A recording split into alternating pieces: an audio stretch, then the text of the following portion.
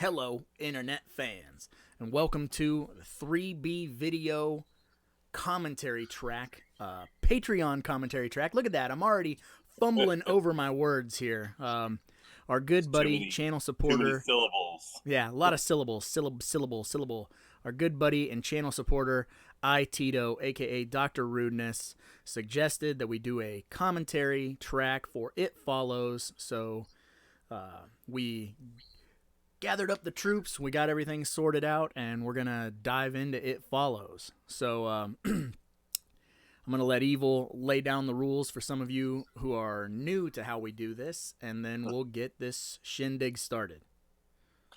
All right, now we already have our cinema ready to go. We are paused at the I'm up at the 2 second mark. I believe Raj is at the 1 second mark. But get whatever cinema you're planning on watching this on, get it started, get a second in, pause it. That's where we're going to be starting at, and then we're going to go Lethal Weapon rules.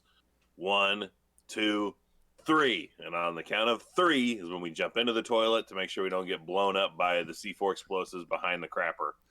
Also, when we start our cinema. So on the count of 3, we will be starting this film all together. So get your copy of It Follows ready, put in at the 1 or 2 second mark, and you'll be hovering over that play button. So, Roger, are you ready? I'm ready. All right. 1, 2, 3. Here we go. Got the good old Dimensions Films logo.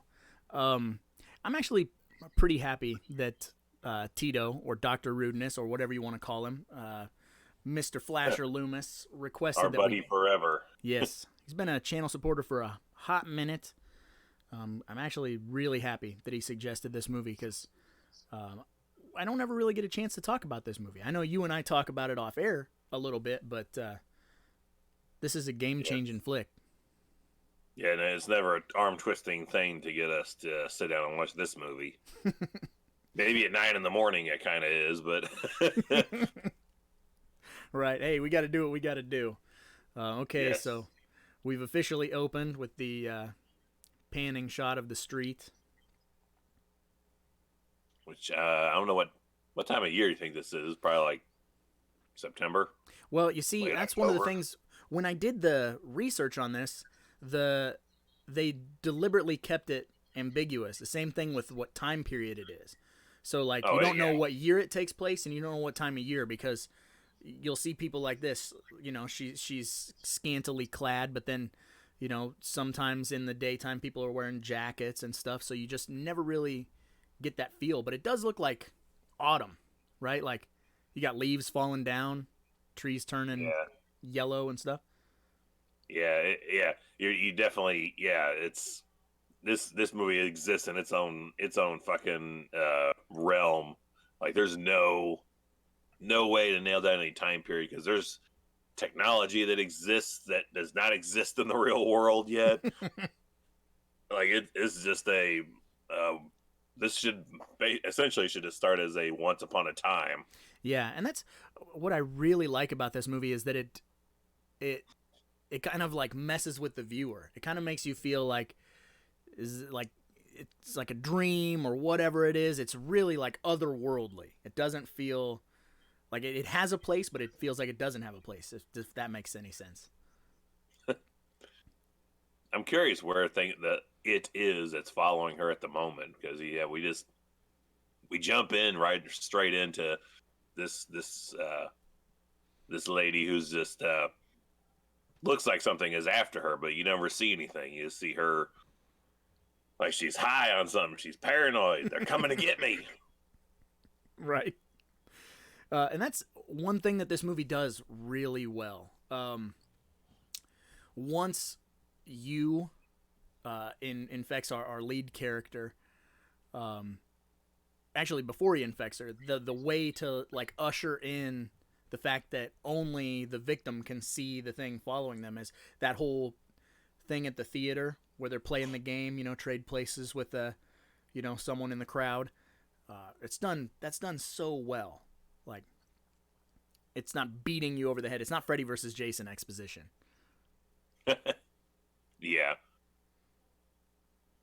This is the cool looking shot too. Just out on the beach using Mm-hmm. headlights for your lighting. You get a little bit of the lighting on the water in the background. Back behind it, you still is like don't know what the hell's going on. You don't know what is coming for this girl. Right. Every time I watch this too, when they show that shot of the car, I'm looking in the trees, looking for something to be coming out, but nothing ever does. And yeah, there she is with her legs on backwards. What do I expect to her? Your foot's on fire. That's beyond a nagging, itching, burning sensation. Yeah. So there, we've established that something is out there. We can't see it, but it will definitely ruin your weekend. Mm-hmm. And that's there is a certain shift in this movie where my wife kind of checks out a little bit. My wife loves this movie, but at about the point we'll get into it, but like when they are able to start fighting back against the it, that's yeah, we'll get into that in a little bit, but yeah. Well, that dirt and shit at the bottom of that pool. Mm-hmm. Well, every single shot in this movie is gorgeous. Yeah, it's filmed very well. Like it's just got that weird presence to it. Mm-hmm. Trying to see what the drink she has. Just generic cola there. Well, and there's another soda that they're drinking later, and it's got to be an Easter egg. It's got a very specific name, and I forget what it is. We'll get to that. That's like Freely Cola is what that says, I think. IP Freely Cola. Mm-hmm.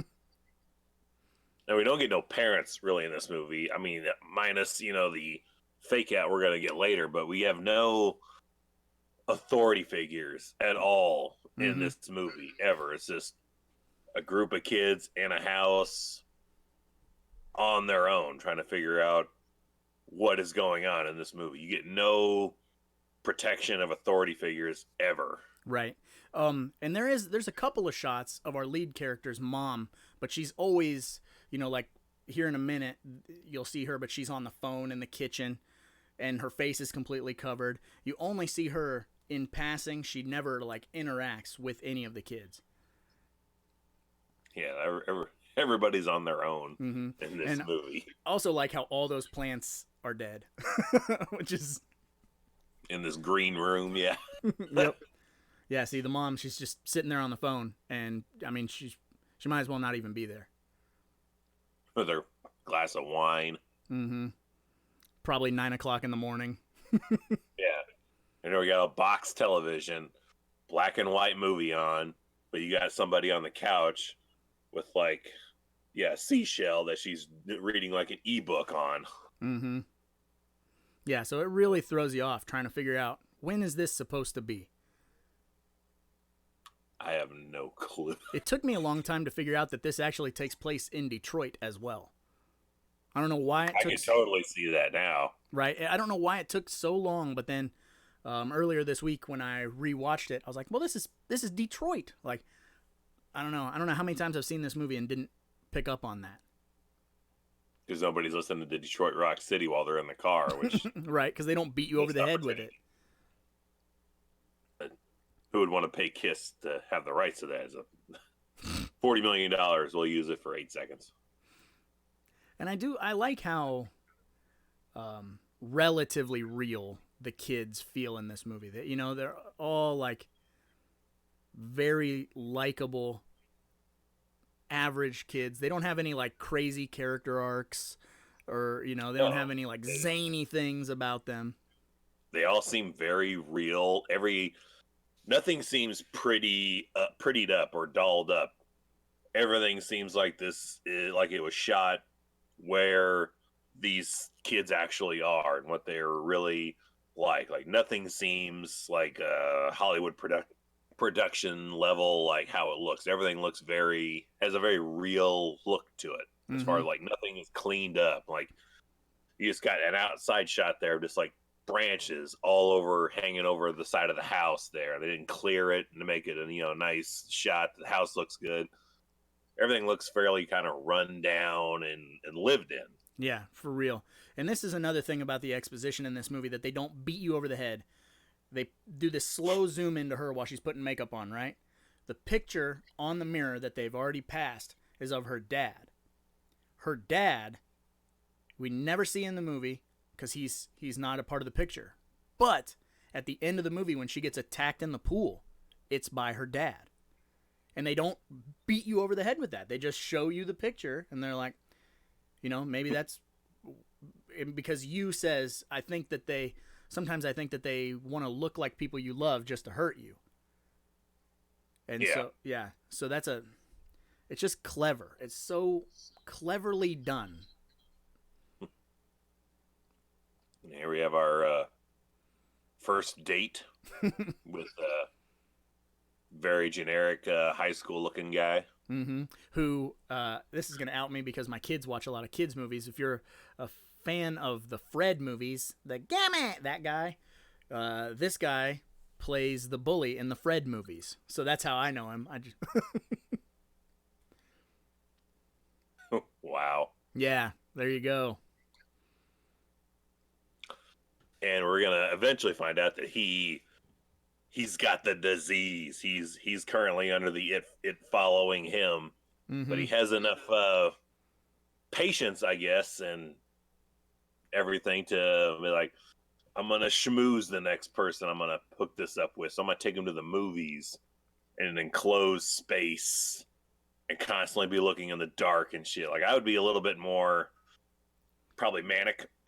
Yeah, well, but I mean, it's all so subtle. Like, they're sitting here having this conversation and it's cute and it's innocent, but every time you look at Hugh, the boy, look at his head is tilting in different directions. His eyes are darting.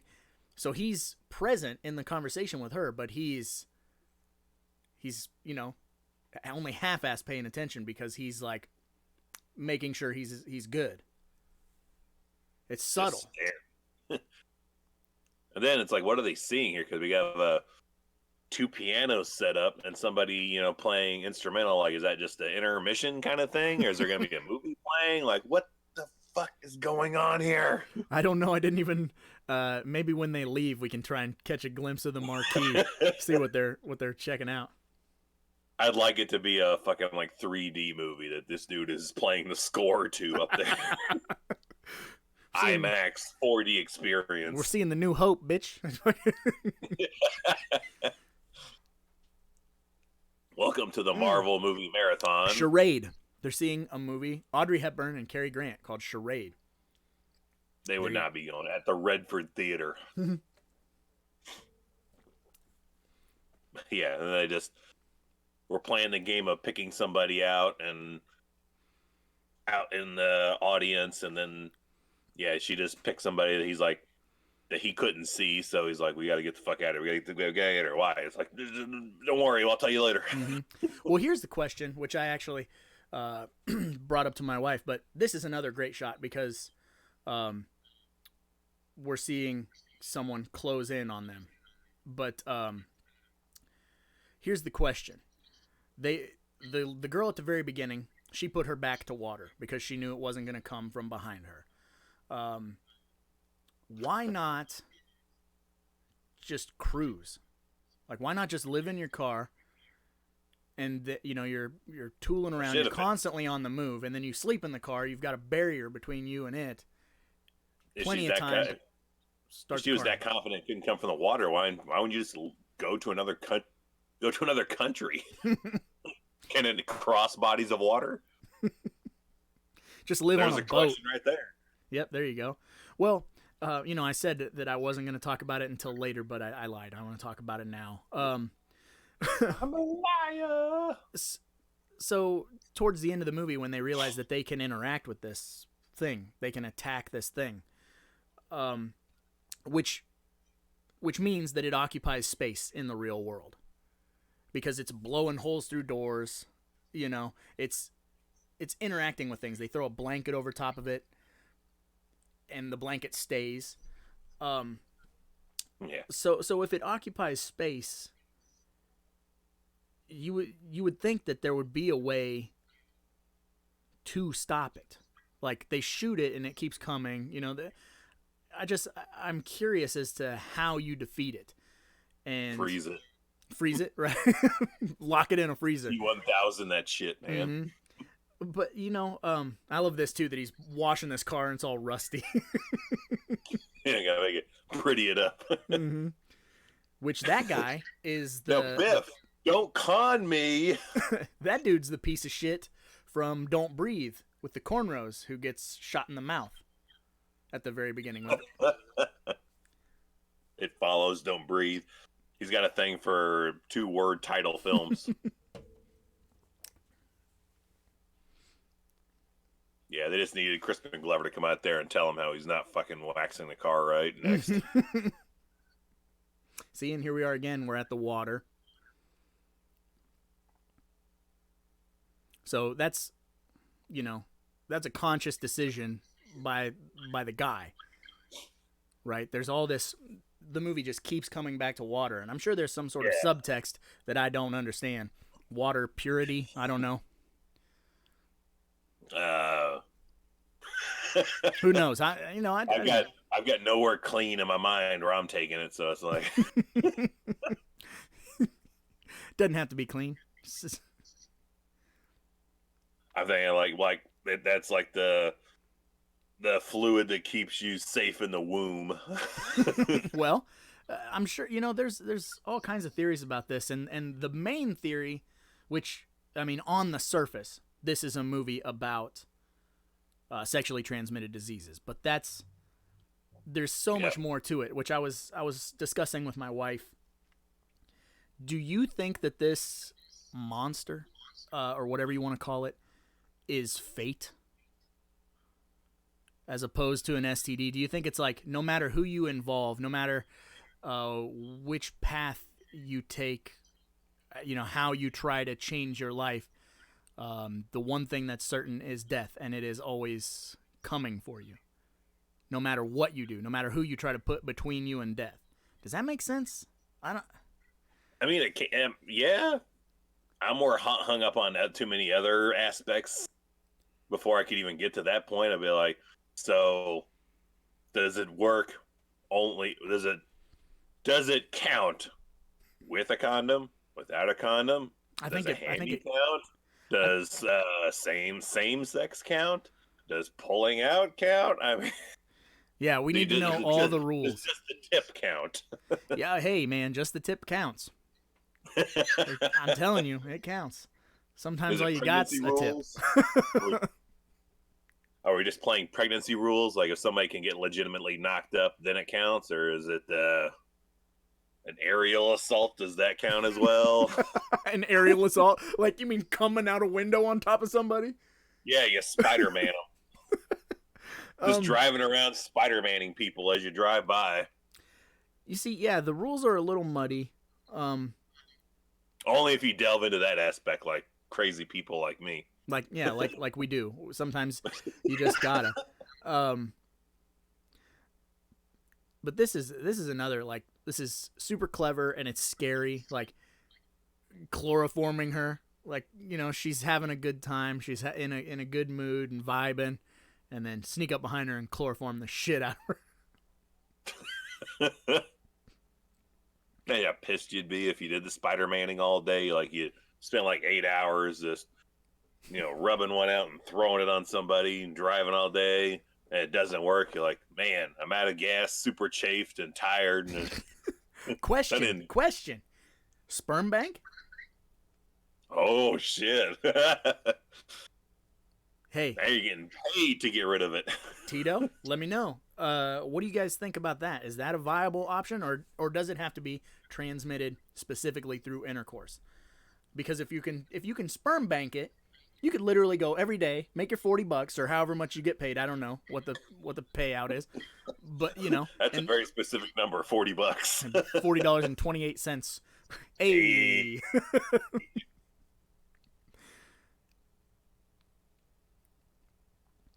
But yeah, and go ahead.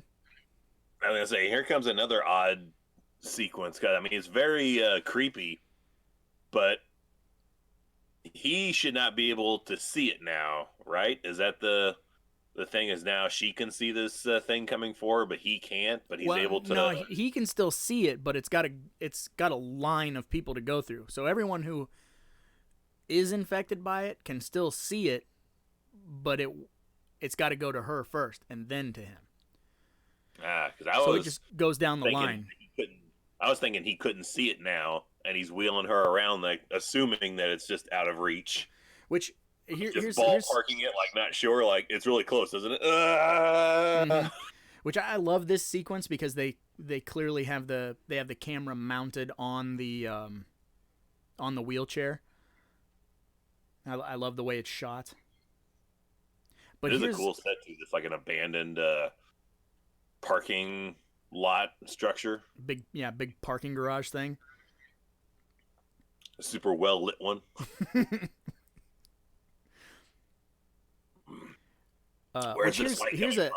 Here's a theory or a thought that I had the very first time that I watched this movie. The way that the movie was playing out with her, being infected and trying to pass it on, and her friends not believing her. I don't know if I'm alone in this, or I don't know if you felt like this, but in my brain, I thought to get her friends to believe her before the whole pool thing, I thought that she was going to have an orgy with her friends. I thought she was going to fuck the girls and the boys. And my wife was like, "Why would you think that the movie would go that direction?" I was like, "Why would you not? I don't know. It's a movie about sexing." A movie about sexing. I believe you just wrote the porn parody of this movie already, right there. It swallows. Nailed it. You just nailed it. Yep, here we go. Which, if you're that girl, would you not be like absolutely shitting yourself thinking he's gonna just push you out that fucking side of that thing? Yeah, like you just knock me unconscious, tied me to a chair, and now you're like, look at this. 2 titties, 1 bush. Looks like Adrienne Barbeau. Not big enough to be Adrienne Barbeau. The breastises, that is. Right. Breast totally, possibly could be, but no. And this is another thing about like just how old I am, I guess, because I should be like looking at this girl and being like, ooh, but I'm looking at this girl more like, she's like a kid, I feel like she's a kid. She has a bit more of a edge, I feel, in the other movie that she did around this time that you and the wife like. I'm blanking on the title. The Guest. The Guest, yeah. I think she looks better in that aspect there than here. Yeah, she seems like a little kid. Whenever it's like the question of sex in a movie, and it's high school aged kids.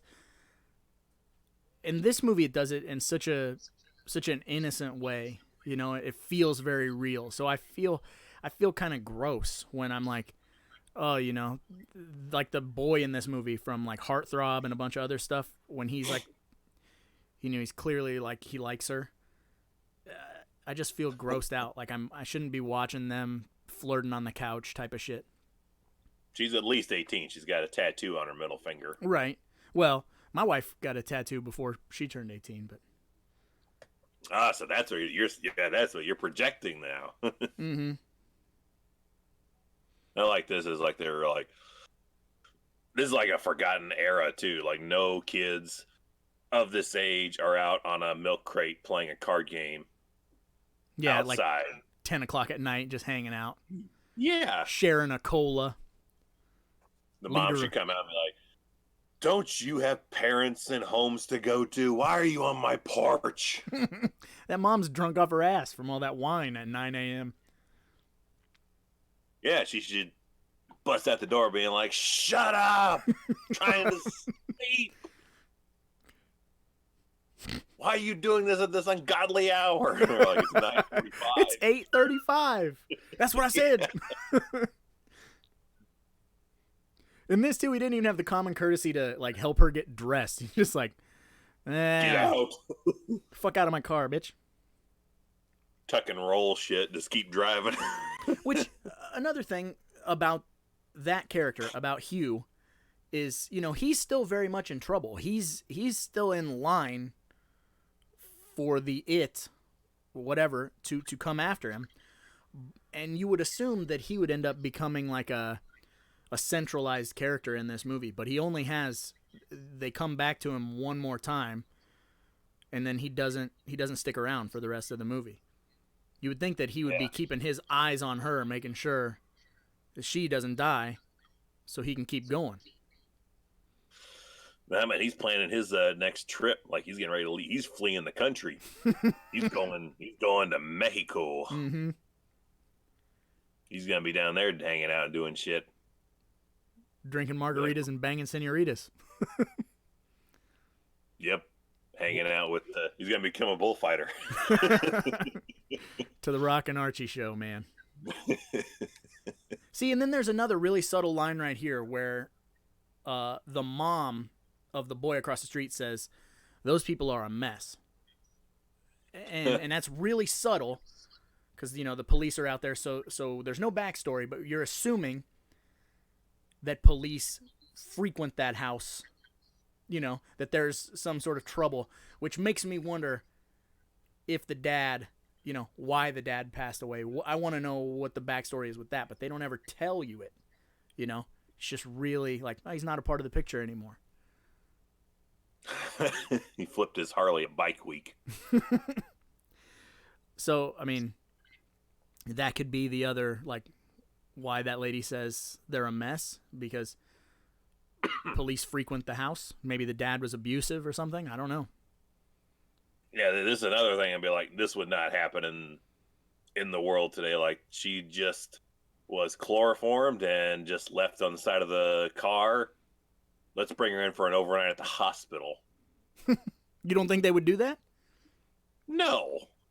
Shit, they'd be like, you have no outstanding injuries or nothing. We're not going to keep you overnight. Well, they might have had to do a swab, DNA swabs and stuff. You never know. But it wasn't a rape. It was, right, it was consensual then. But still, who knows? Maybe there's some kind of evidence that's worth gathering. They would have checked her and sent her fucking packing that night. They'd be like, yeah, you don't need to fucking say, get the hell out of here. Look, you're going to get a bill in the mail probably in like 3 days for $4,800. See, and then here's the other real quick shot of the parents, which you're not seeing the face.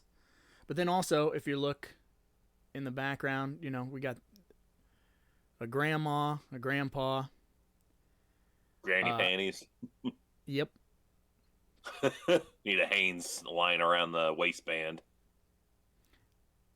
But which makes me wonder, with how subtle it is with showing family photos and then the family being there after her, if the grandpa is not the naked person on top of the roof when they go to leave that one time.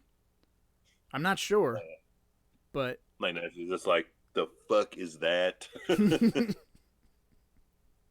Those are crabs. Get used to them.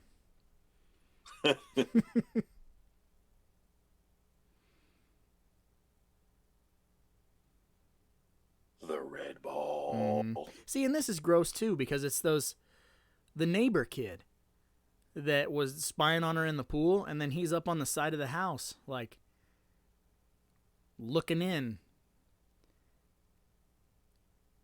Like, I mean, in a different movie, this is charming. Right. Yeah, right. He's got the ladder. Yeah. Spying on her. The camera.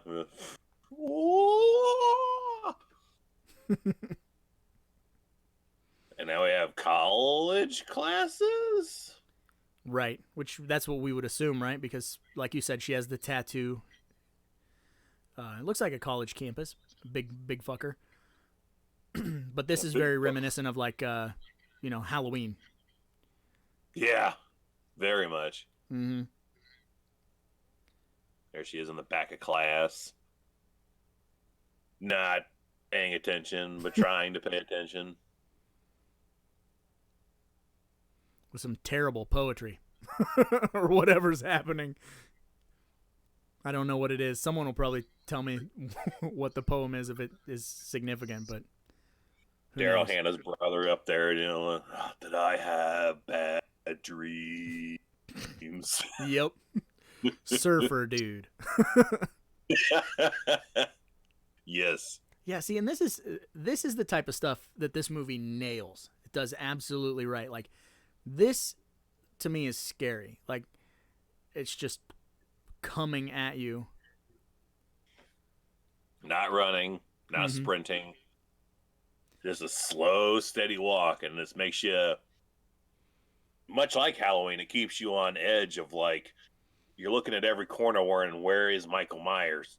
Here, it's like you just see people in the background always moving, and it's like, is that it or is that a person? Mm-hmm. Yeah, and I love how this whole sequence plays out because, this is really her first encounter with it. I mean, she saw it when she was tied up, but like realizing that when she walked in between those two girls, they kind of acknowledged her. Yeah, but not this old woman. Right? They don't even.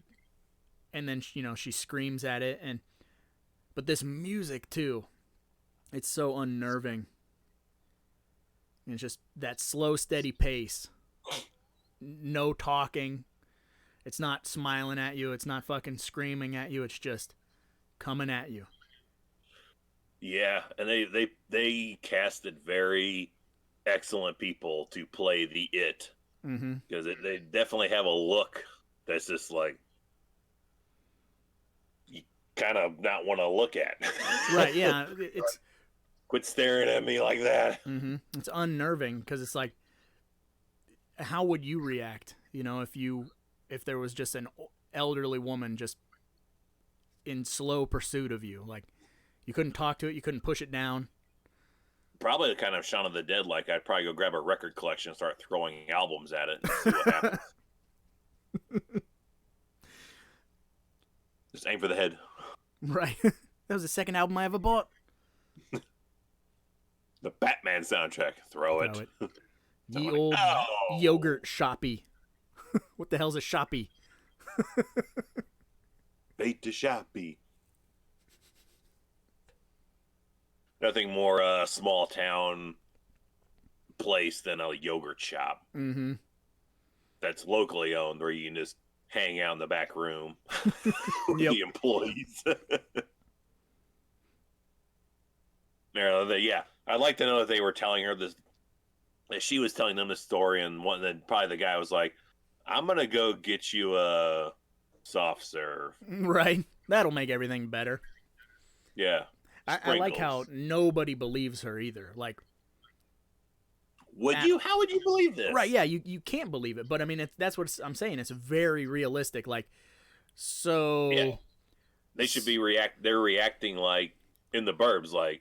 So Walter was a sacrificial lamb, so to speak, and like, yeah, that's one of the theories. Yeah. Okay. You want some ice cream?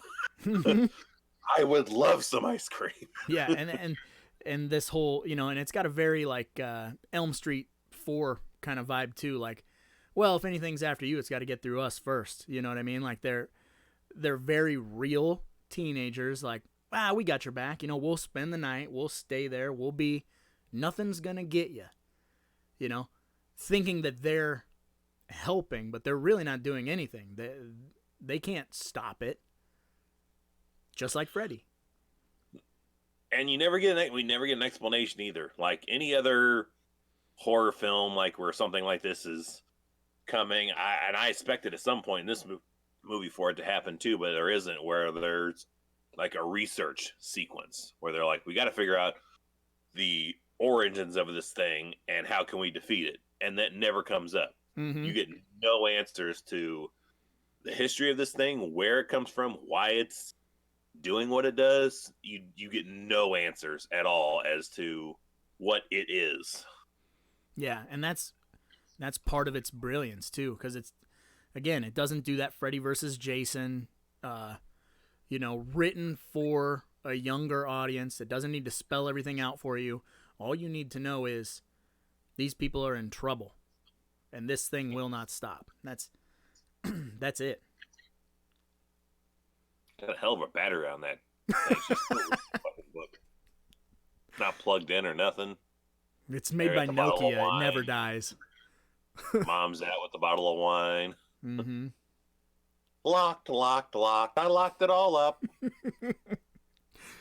Very reminiscent of Elm Street. See, there's a lot of Elm Street parallels in this movie.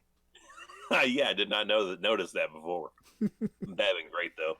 Castrati Blakely is the mom. Yep. Oh, that's a thing there. A TV on top of a broken TV. Oh yeah, that was my childhood. I don't know if you ended up having one like that too, where you're like, well, before we get this console TV out of here, we'll just use it as a table for the other table for another television. Mm-hmm. I do love how that they're always watching these old black and white weird horror films, as opposed to Night of the Living Dead. Yeah, everyone's always watching that. I'm trying to figure out. Does he have looks like he has either a tie dye or a hypercolor shirt on. Yeah, it's a gross shirt.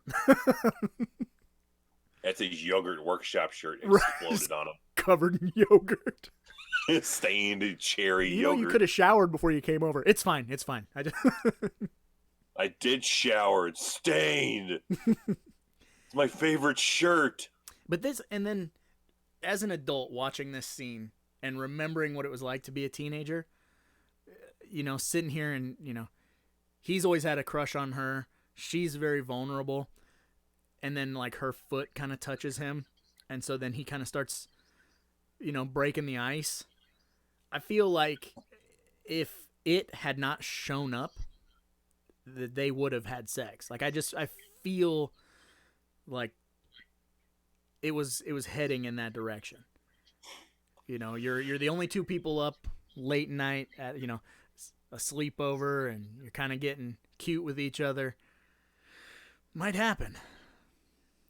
Oh no, I see him like the dude from Friday the 13th Part 4 or 5. I want to make love to you. Said I want to be with you. I didn't mean it. I think he was, he's been working on wearing her down for years. And this tragedy, the Randy approach. Yeah, exactly. And this tragedy gets his foot in the meat curtains, if you will. Like, I know he gave you something, but you know what? I'll gladly take it. Mm-hmm. Because he's like, he's all jealous of the fact that she sleeps with everybody, but not him. What's that joke? What's the difference between a hoe and a bitch? A hoe fucks everybody. A bitch fucks everybody but you.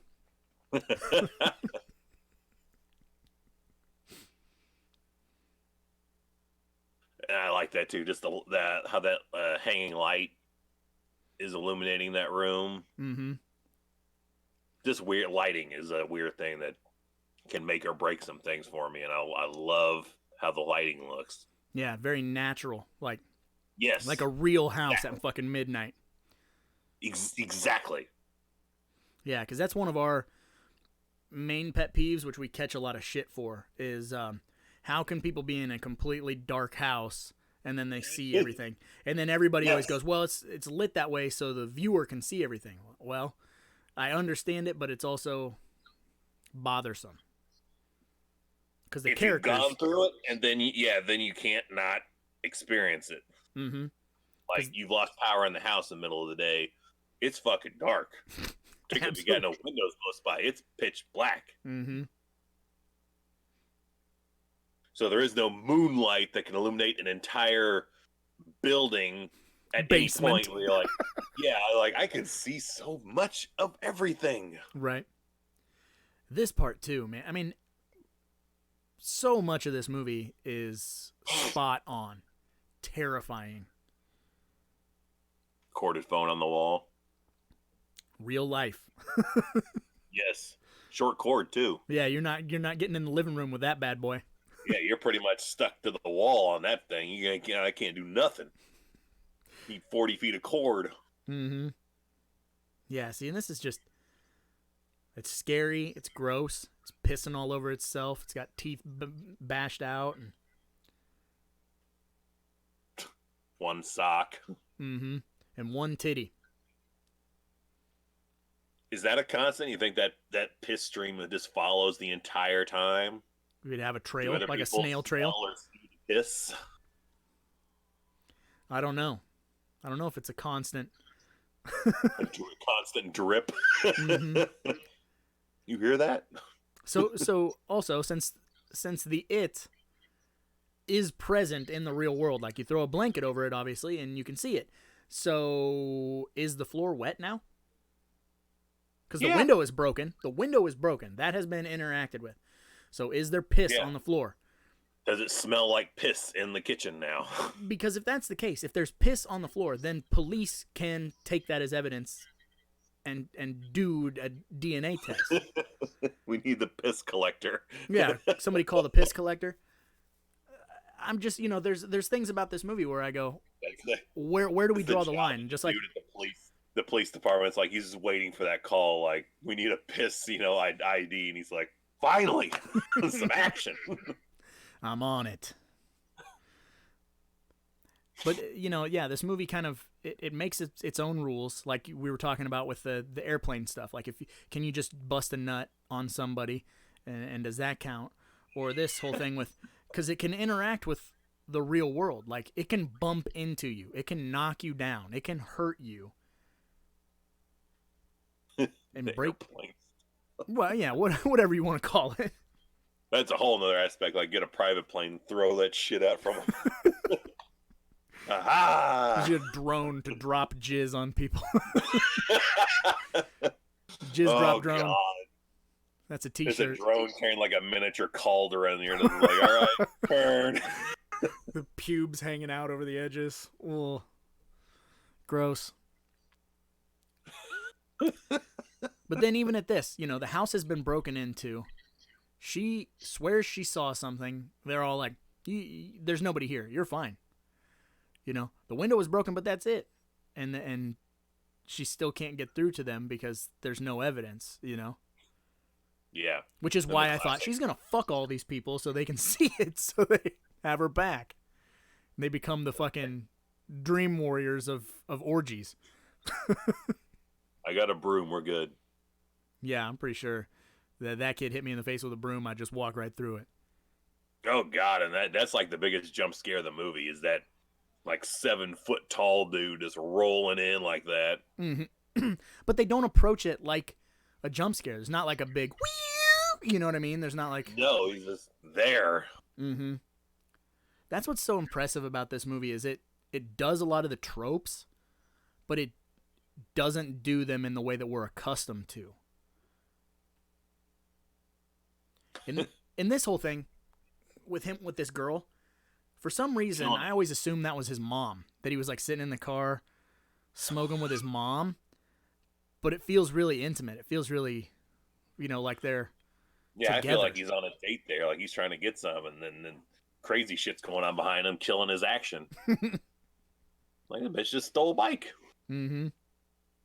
And this is so, like, teenager. This is so, like, not an adult thing. Like, I run off on a bike and I go to a playground, which is another thing about, like, me having a hard time looking at her like an adult. She's in college, but to me, they feel like 15-year-old kids. They make, like, a lot of, like, young kid decisions.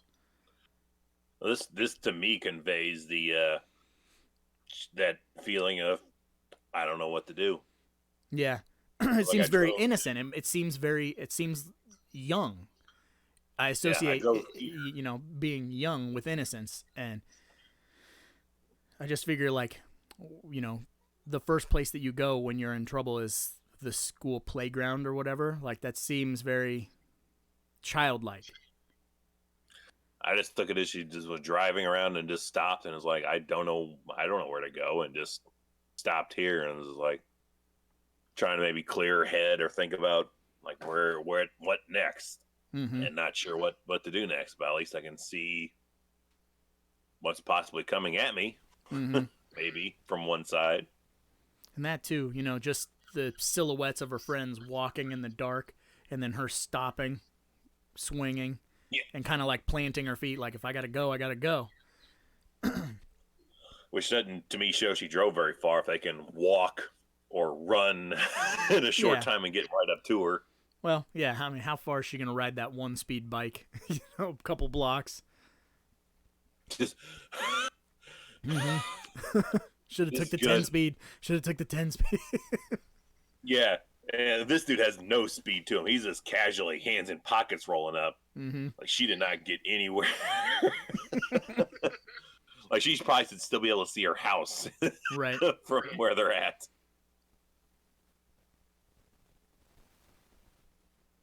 The fuck's going on? You're killing my action back there.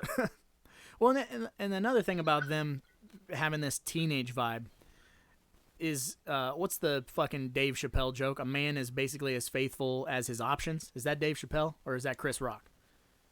Either way, this guy with the jean jacket, throughout the movie, he gives the glad eye to the lead girl's friend, the one that always wears the stockings, that girl with the nose ring.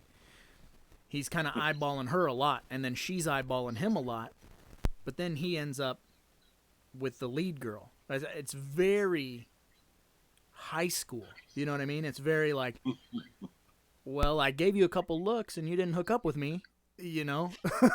So too bad, so sad, bye-bye. Right, on to the next. It feels very much like that teenage mentality to me. I like this overcast colorization to the look of the film here, like just drab, bleak, yeah, bleak, yes. Not know where we're going. And just see like Eddie Murphy driving around at some point in his crappy blue Chevy Nova. And the city just progressively gets shittier and shittier and shittier. The heat is on. Replace the music and then you got a different vibe. Yeah. Put on some Axel Foley here. Now it feels like the fucking neighborhood from Don't Breathe. Right. And I'm gonna take you out to this house. We robbed some blind dude here one time. Watch out for the dog. Bites like a son of a bitch. But this is another thing about this house that's Hugh's house. I did some reading and looking into some stuff about this style of house, and I forget what it's actually called. Someone will let us know in the comments, but the floor plan of this house is they call it like a roundabout. So every room leads into another room that can get you back to the original starting point. So like if you go into a bedroom, there's access to a bathroom, but that bathroom has another door. Sort of like your house, you know. So like if you go into one room, you literally have access. Bathroom. Yeah, so you have access to the entire floor plan, which makes sense because Hugh tells the lead, always make sure that there's more than one exit. So it makes sense that this house that he's in has multiple ways in and out. So he can't get trapped. The windows. Yeah, and then this part right here with the medicine cabinet. Now they discover that the medicine cabinet comes out. Horse tranquilizers. What's he use these for? I'm immune, man. Yeah, so the first couple of times that I watched this movie, I just was like, that's a pretty shitty house. And now when I watch it, I'm like, oh, you know, it's so he's not trapped. It's so he can people under the stairs that shit. Except when you go up to the attic, and then you're kind of fucked up there. Mm-hmm. Don't go up there. You don't do that. Not even in the Home Alone video game. Don't go to the attic.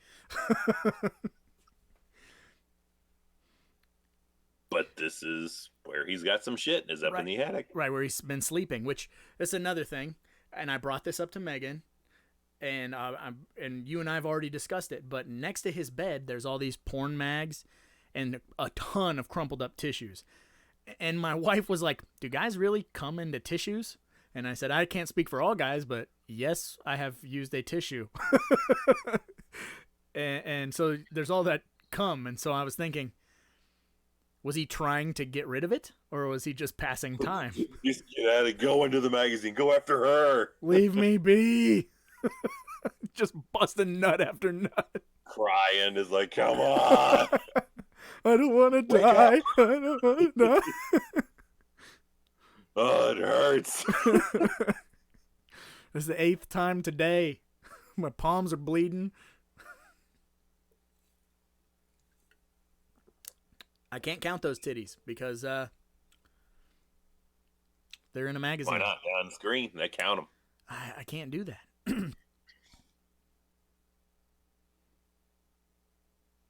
Sleep on this funky match.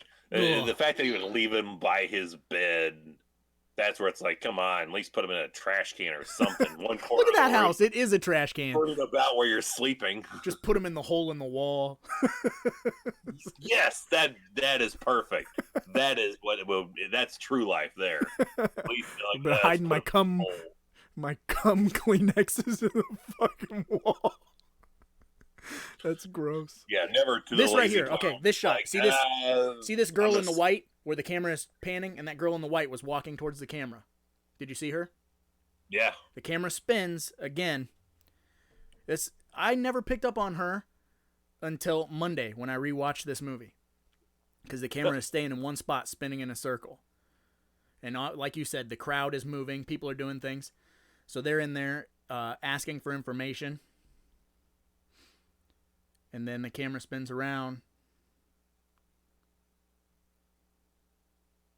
And the girl in white is closer.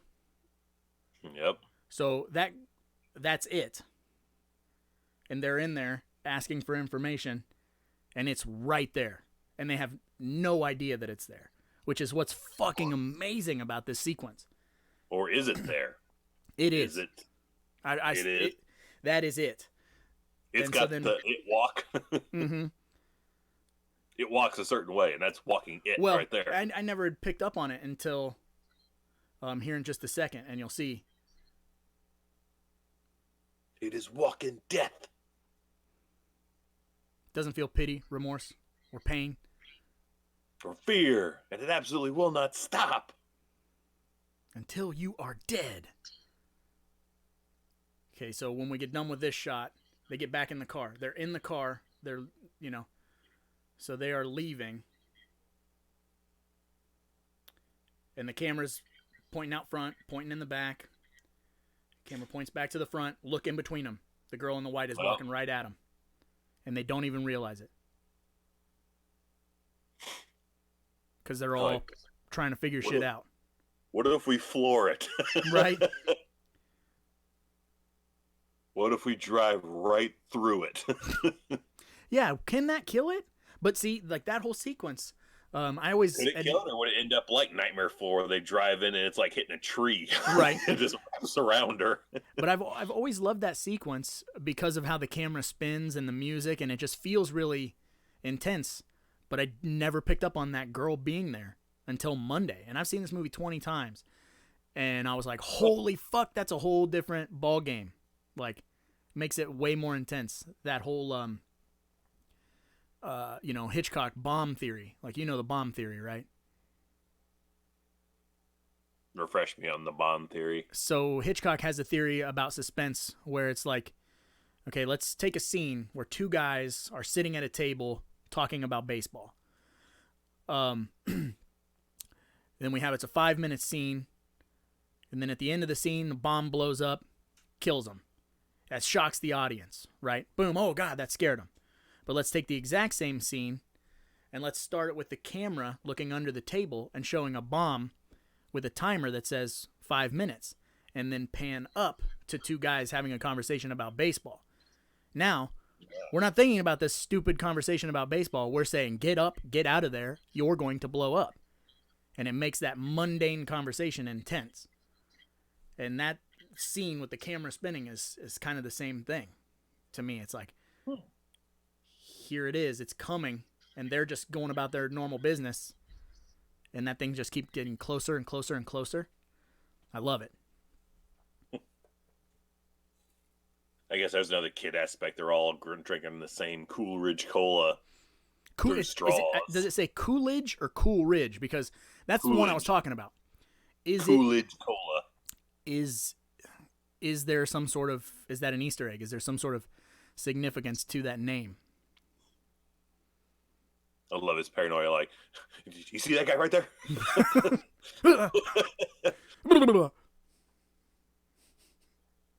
Yeah. Okay, cool. I'm cool. I'm cool. Did you just say I'm cool? I'm cool. Yeah, I'm cool. I'm cool. Yeah. Fucking Rod Lane. Can we go somewhere else right now? I feel kind of out in the open. Like, no, well, yeah, love, but I'm gonna go. I seriously, like, my wife had a brilliant idea. Like, so if you're Hugh, why would you not just go pay a prostitute? Because that prostitute is in turn gonna fuck 5 or 6 more people that day. Then those guys that the prostitute fucks are gonna go home and fuck their wives. You know, I mean, it would literally spread out. I mean, that's a lot of hoping. You could have a slow hooker day where it's like... And they're in Detroit. There ain't no such thing as a slow hooker day. Welcome to Detroit, where no day is a slow hooker day. Absolutely. There's a shirt in there, too. I don't know where it is. I don't know what it is, but... I'm just a Detroit welcome sign hanging sideways. Mm-hmm. The Kleenex on the bottom of it. Welcome where no day is a slow hooker day. Welcome to Detroit City. Oh, shit. Yeah, so I just... Man, I really like the pacing of this movie. It doesn't give you a lot of time to... like settle into things, you know, like you said, and there's none of that like research or exposition or how to defeat the monster. There's none of that stuff cutting into the dilemma. We just it's just drive it. It's a road movie at this point. We're just driving to nowhere. They're on the road to nowhere. Yeah, that's a cool shot too, with the trees, all the leaves down. That's just a gorgeous shot. I like that. Mm-hmm. With the rusty blue station wagon. Yep, Detroit is shit. Perfect. It was good. Mm-hmm. All right, we'll stop here and make breakfast.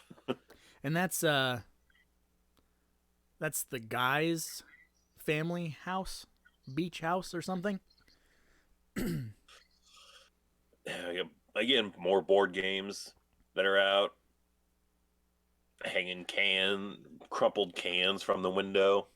Mm-hmm. Like they would just throw a fucking rock through that. They wouldn't bother fucking sliding it open. Right.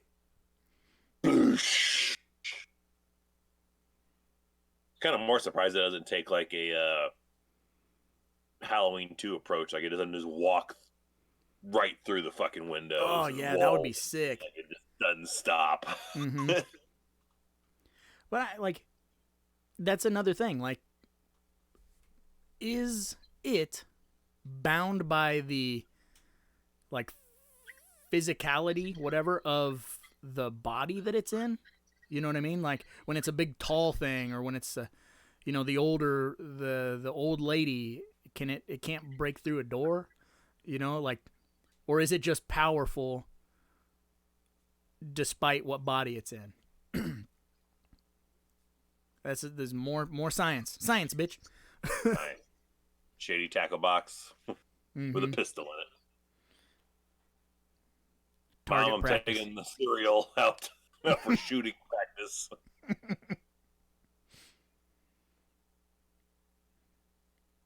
I love this his fuzzy armless vest, rigmarole jean vest.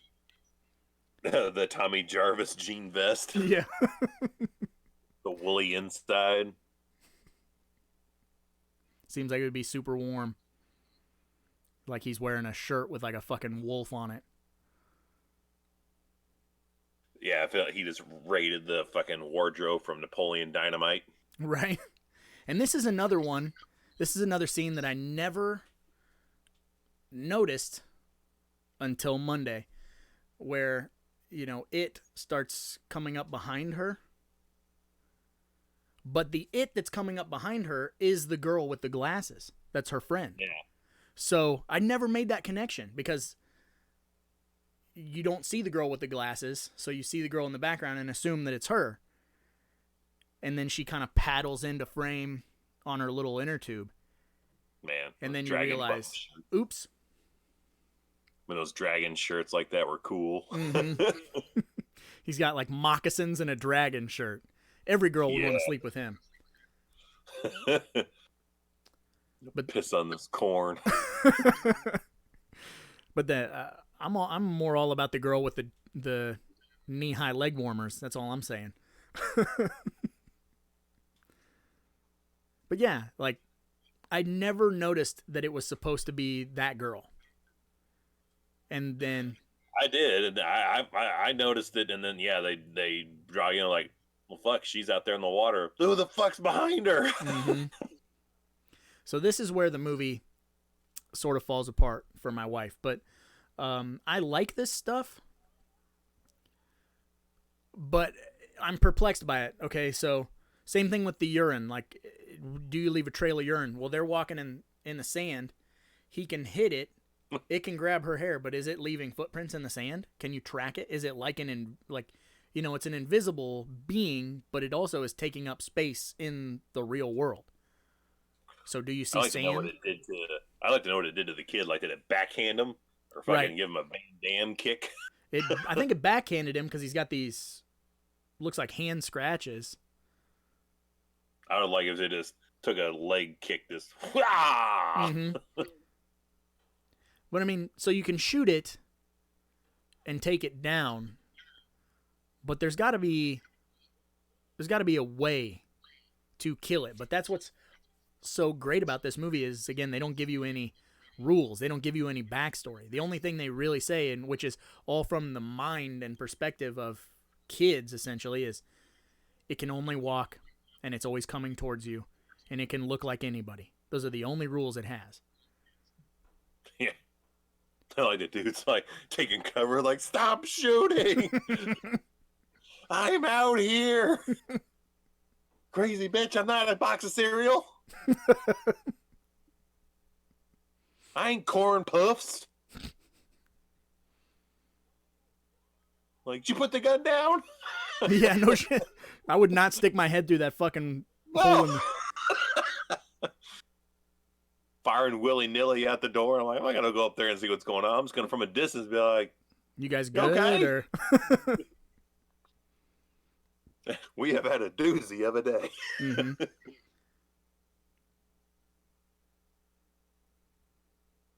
I was like, where's it gonna be? Is it gonna come through the hole? Come through another door? You know it's coming. And it's the little pervy boy from the neighborhood. The paper boy, or whatever. Not like they gotta go with it. It's like, oh, okay, we're running this way from what? And is that the girl who got her leg broken at the beginning? That came out of the boathouse? I'm not sure. It doesn't look. I didn't get that impression, but it could be. I don't know. Maybe someone will tell me if she's significant to the story. Because some of them show up and then, you only see them a couple of frames before it changes its look. So.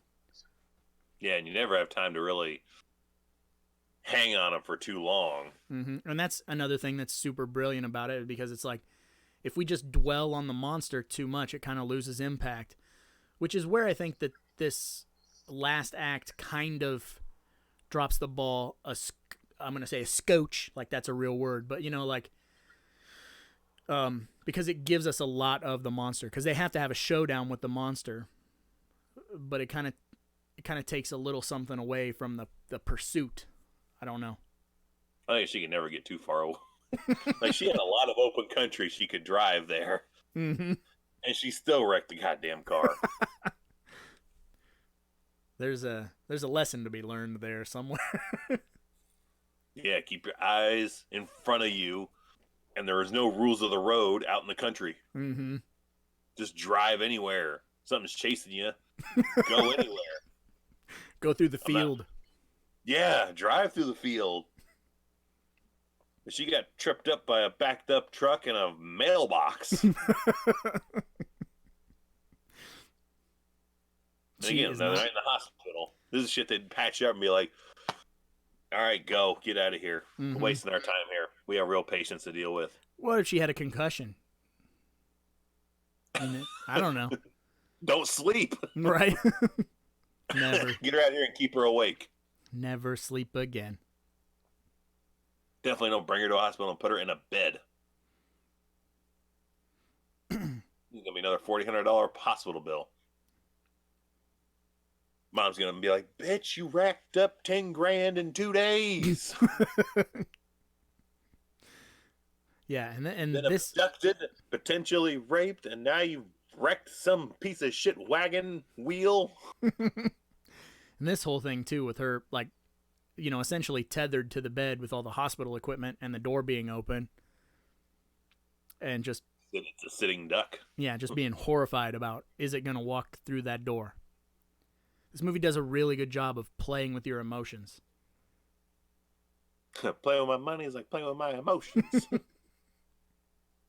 Now he's got his green jacket and sweatpants on. She's looking. She's like, maybe it's the chin fuzz wins out. Mm-hmm. I'll tag him. Which I don't know.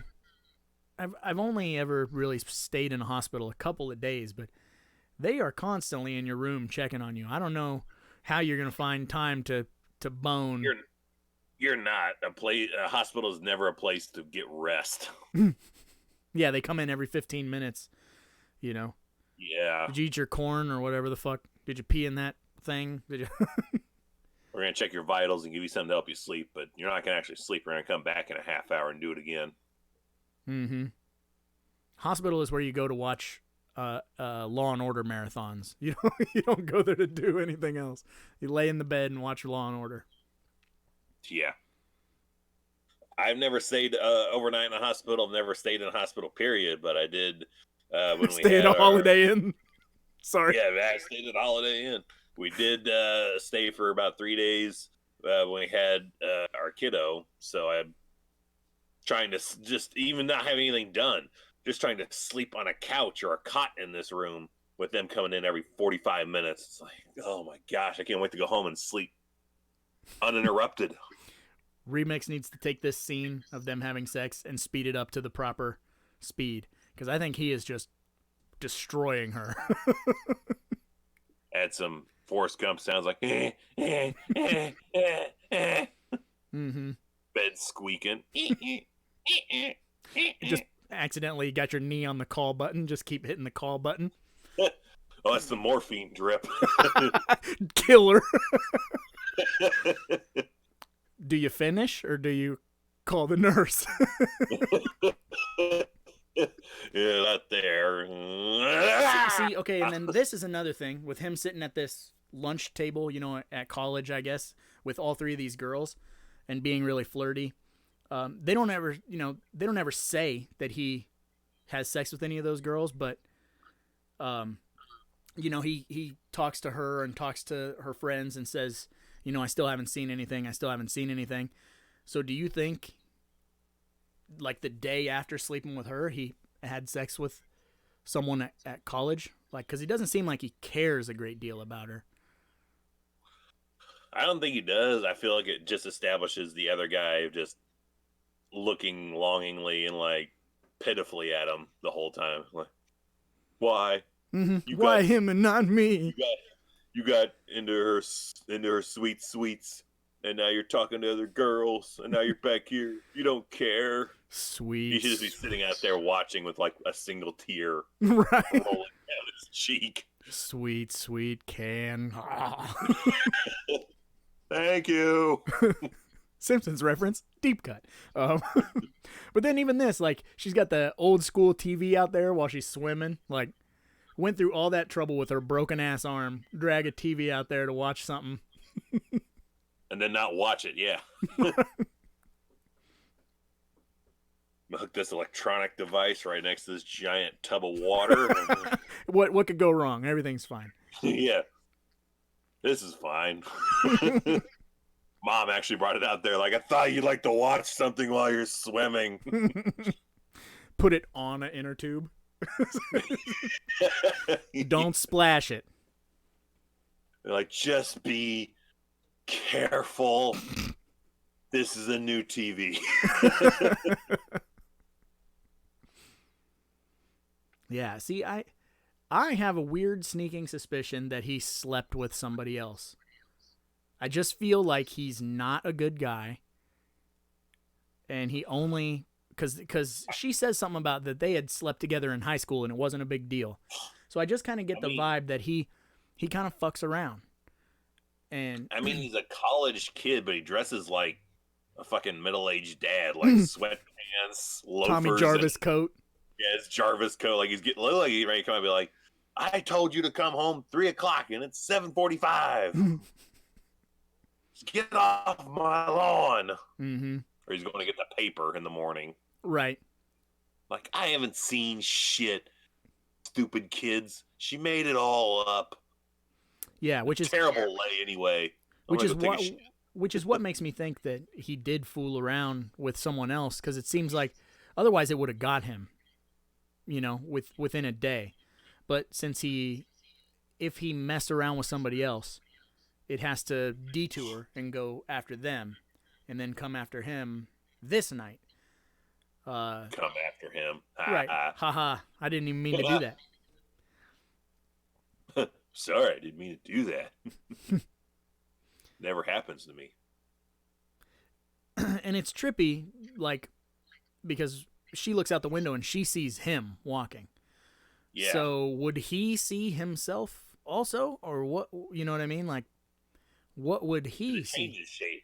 Changed into his mom when he comes into the room with him. Which is something we got to talk about, because that's gross. Like, what goes down, that's kind of gross. That's how it kills you. It dry humps you to death. Mm-hmm. Can it be dry hump if there's bodily liquids all over you too?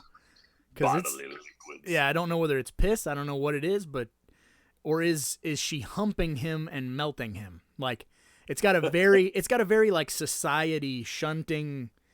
It's gross. It's a gross sequence, and it happens like that.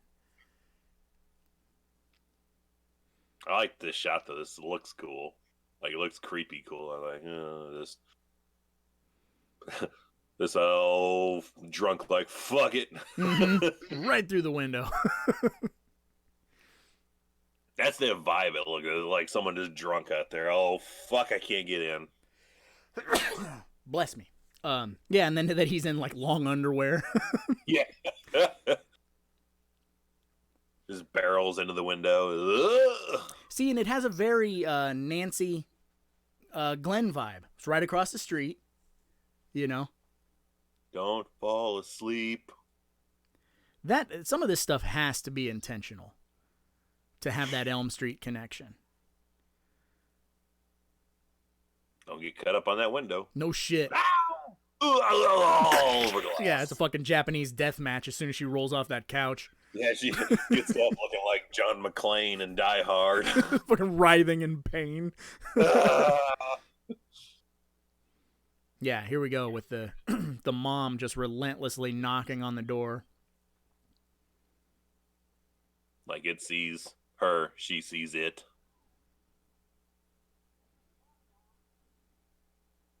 One titty. Mom, what are you doing? Why are you fucking me? That's a Pornhub section. But yeah, this is gross. So it's like, are they like, their hands are all slimy, and then there's like, what's going on there? Can you make sense of that? What is it? My professional opinion, he's deader than shit. He is deader than shit. Strike that last comment from the record. That's the best I could do for that. Yeah, so the fucking mom The It Follows version of his mom breaks through his door, jumps on top of him, squeezes his hands, and humps the life out of him. And then transforms back into him Mm-hmm. to go back after her. Which kudos to her. This is the longest driving or moving sequence where she doesn't crash into something or give up and just stop and look around. That's the director's cut. She crashes. She drove twice this time. Like, oh, this is good enough. This looks like a good place to die. Yeah.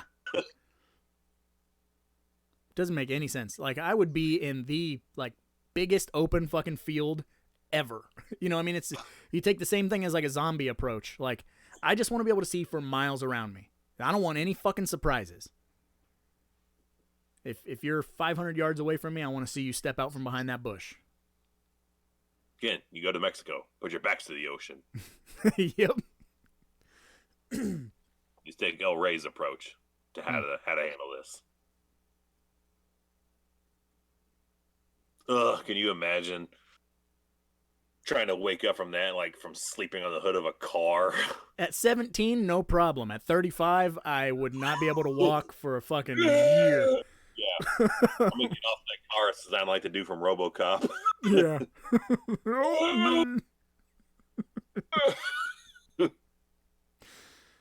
Help me! Yeah, and then this is like pure desperation mode, I feel like, for her. You know, she knows that it's coming for her specifically, so she's got to do something to slow it down, to buy some time. And it's like, it's 3. Hey, you guys up for Eiffel Tower? Yeah, I don't know what that means, but yeah. What's an Eiffel Tower? $40. Oh. Yeah, so swim out to this boat and fuck these 3 dudes, which, again, this is a movie that is, you know, primarily about sex and passing this, you know, monster or whatever via sexual intercourse. But this movie is not gratuitous in its use of sex. Like, no, it's never like, even the naked, like, it's whenever they're like walking towards you and it's like they got, you know, they're completely naked, but you're not looking at it going, woohoo, titties. It's more like, titties, you know. And that's a weird thing that this movie can accomplish. And man, that water had to be cold. Bitter cold. Yeah, that. And then I like this too. No explanation as to why the pool is broken. It just is. Who broke this pool? Yeah, the Blair Witch? Doritos, orange juice, and a pickle. That's every teenager's favorite lunch. Yeah, shit. Pat time, that's still my lunch. Here she is again. She slept on the roof of her car. Now she's sleeping on the floor. All things you can do up to a certain age, and after that, you're like, that is paralyzing. You'll wake up feeling like Mick Foley coming off the top of the cell. Mm-hmm. Did I ever use those thumbtacks?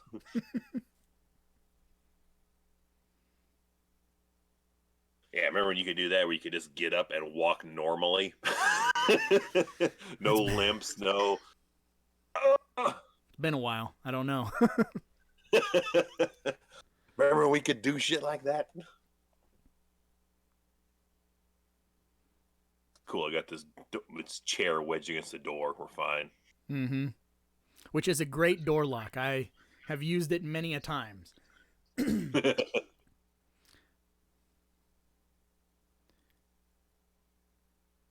this is him trying to get out of that friend zone so hard. Be like, so you tagged, you know, the rebel guy, then you went and tagged these 3 guys on a boat. What's wrong with me? Just pulls his dick out and it's like the size of a fucking elephant trunk. Like just look at it. Yeah. Touch it, come on. Just the tip. He's definitely the type of guy that has a hair doll of her. Yeah, no shit. Yeah, he's a serial killer in the making. which one of my favorite movies that he's in is called Heartthrob, which I actually told What's Up Pam about, and I think it's on Netflix streaming.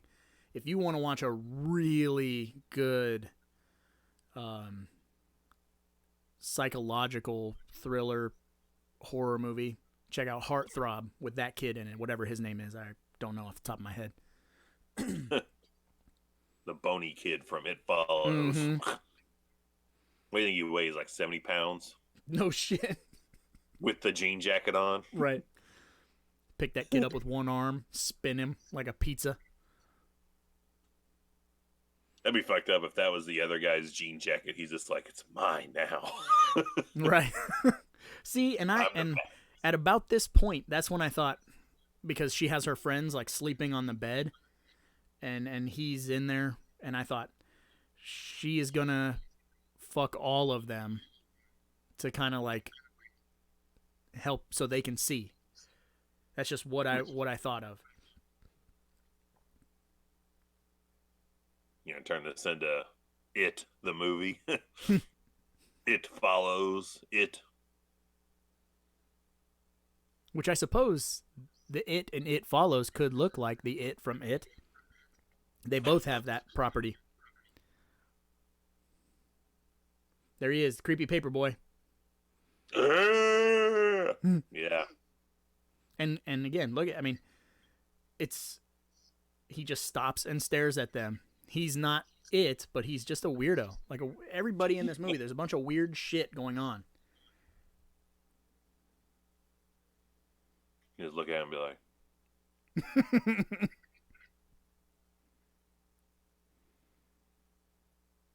okay, we're gonna take another car.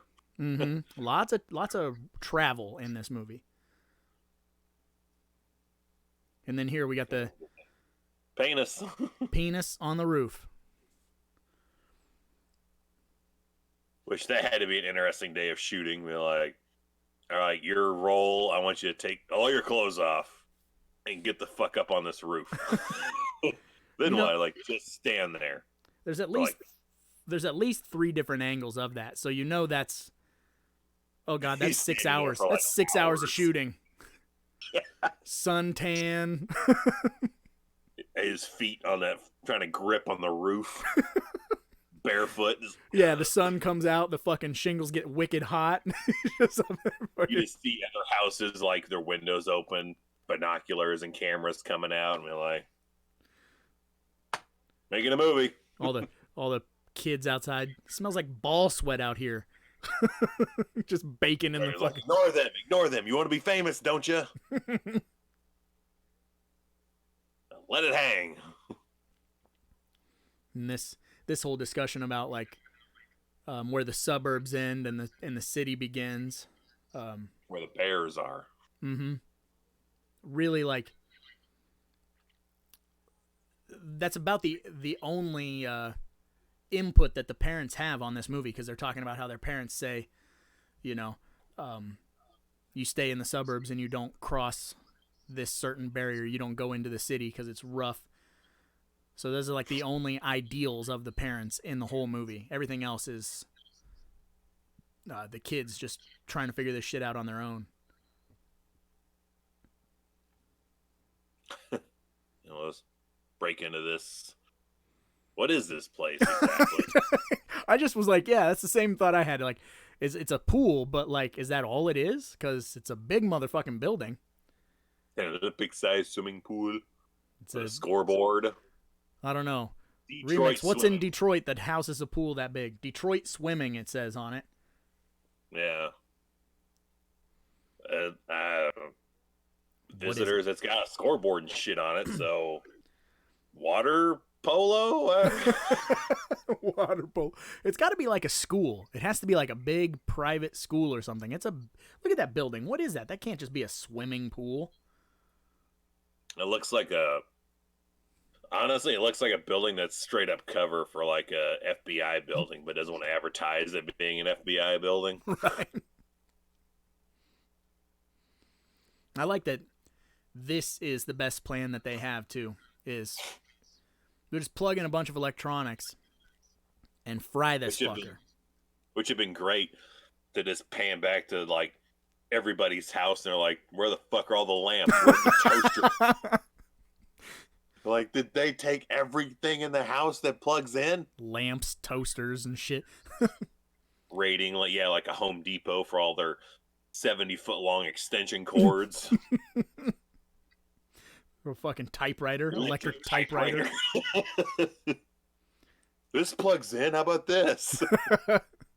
It's heavy as fuck. TVs. I mean, come on. How they get all this shit in the car? Yeah. Right, yeah, because they only brought in a couple of backpacks.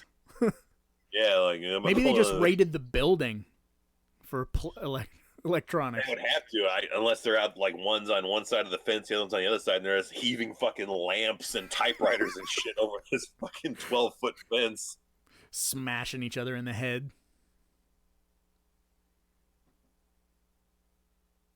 Like, all right, we're set. Now what? Yeah, well, and again, I got to ask the audience, because you and I, we didn't go to film school. A lot of this stuff that we don't understand, and we try to put in perspective, but there's a lot of water.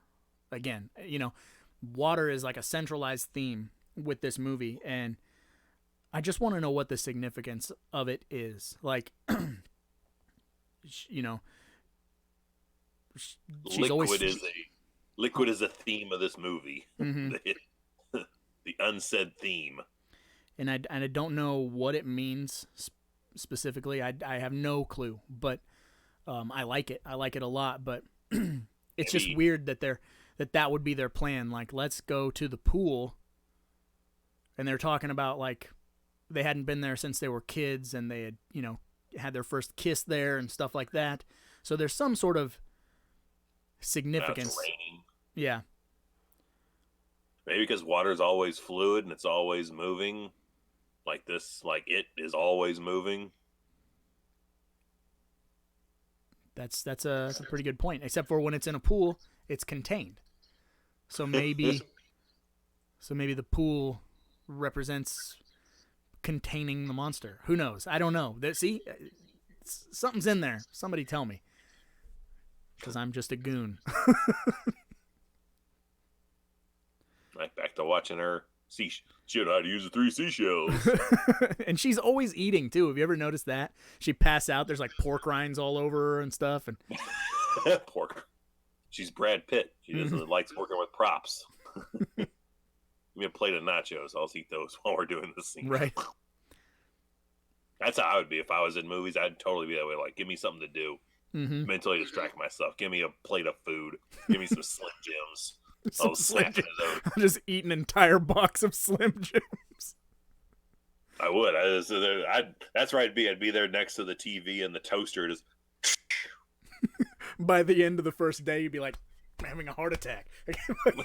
These fucking Slim Jims. 64 slices of American cheese. Spice. I had too much of that beefy, juicy taste. See, yeah, and then so she sees him, and it took her a minute to say where he was, because she's obviously in shock that it's her dad, which I never got until she's finally like, it's here, and she's crying. Yeah, Jake the Snake, that thing. Just cheer when I get closer to it. Mm-hmm. There. So, but that whole thing too, like it's so subtle. Again, and if you don't pay wicked close attention to the movie and know that that's her dad, like her reaction seems a little odd. I mean, yeah, she'd be scared, but like it's I don't know, it's clever. It's very clever. Was this the plan? It's not electrocuting her, so why would it? Was this the plan? Steel chair to the face. That's a $10,000 fine today. That's ridiculous. What if they just put a bunch of micro machines and marbles on the floor like some Home Alone shit? Could they trip the it? or yeah, like Three Ninjas, just a bunch of liquids, like slippery, like dish soap and stuff all around. Yep, Just, yep. Yeah, that's some Home Alone 2 shit, yeah. and Three Ninjas shit, yeah. With this monster slime. blow dryer. And fucking shoots this bitch in the leg. I don't know what to do. I'm just gonna open fire. Dial! Sorry. Get out of the way. Yeah, because I would throw paint on it. That'd be a good trick to do too. Yeah, paint. Like, you would think that you could do that because obviously they throw the blanket over top of it. So, and again, it breaks that door. You know, they hit it with the chair, so it obviously interacts with its surroundings. So, couldn't it trip over cords? Couldn't you make it slip? It's questions that we want answers to. I want all the answers. I want someone smarter than me to explain this movie to me so that I can finally go, oh. Because I love everything about it. I just don't get all the subtext. Just shoot at her. If you could do something like this, like why couldn't you Jason Voorhees this thing? Like why couldn't you tie something around its neck and just sink it to the bottom of the ocean? You probably could. You absolutely could because you can interact with it. But that's the beauty of this movie is them not explaining anything to you. And then, you know, obviously she shot it in the head earlier on the beach. So them doing the same exact thing again, like what do you think that the end result would be? It's obviously going to come back. Burns to grip you. Mm-hmm.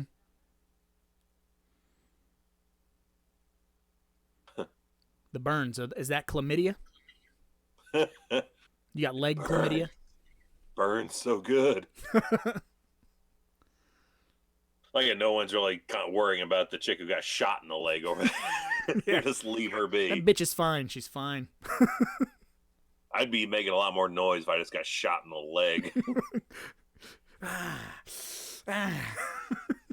Something that yeah. It's a baby gash. It's going down. It's going down. It's going down. Could have been a lot worse. It could have been a lot worse. Calm down. You don't want to upset your wound. I love this shot too, with the blood filling up the pool. Like, what is that? Like, is it dying or is it getting stronger? What does this mean? Well, I mean, you would assume that it's dying, but the ending of the movie is left pretty open. And again, I mean, they shot it in the head earlier in the film, so why would they think that shooting it in the head in the water?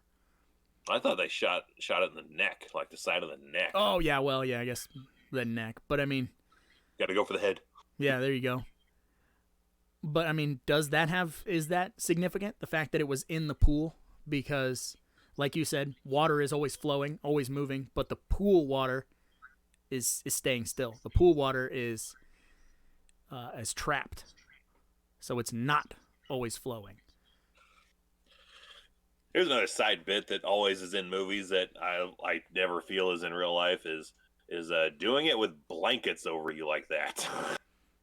You don't do that? No, that's too hot. That's too hot. I don't know, man. Sometimes you gotta. You got another person on top of me. That's already another like. Got another person on top. Blanket on top of that, like it's hot. Get this shit off. We don't be able to move around. 50% of us sleep with or have sex with blankets on top of us sometimes. Remix, do you have a blanket on top of you? No, Remix doesn't do the blanket either. So yeah. I'm outnumbered. Remix is the sane man. He's like, you got to be able to move around. Let us know in the comments if you put blanket. Yeah. I mean, it's a like a double layer like kid protection thing too. Like if you happen to forget to lock the door, you at least have one more layer over you. Like what are you guys doing? Like, nothing. Getting a back massage. Yeah. We're just play fighting, tickling. Right. Tickling is abuse. I learned that the other day. Tickling is a form of child abuse. That's how full of shit my kids are.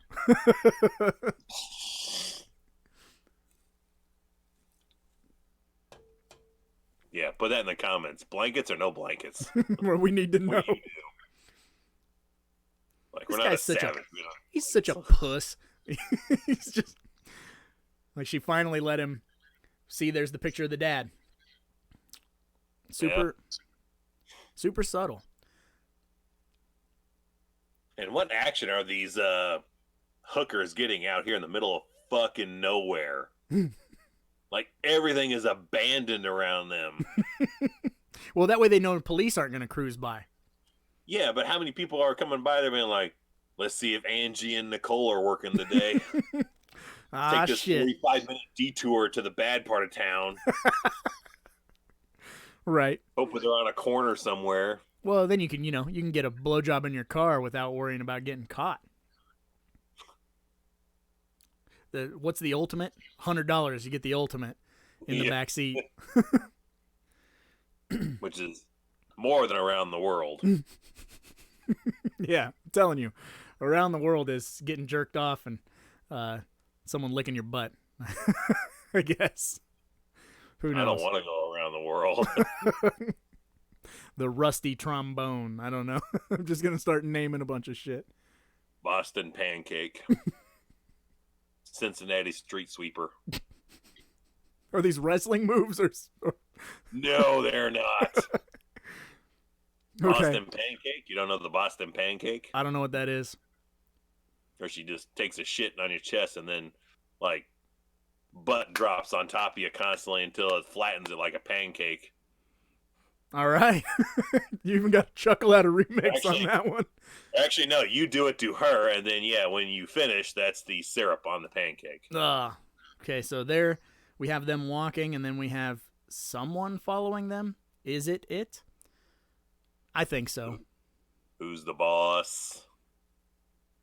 Angry dragon.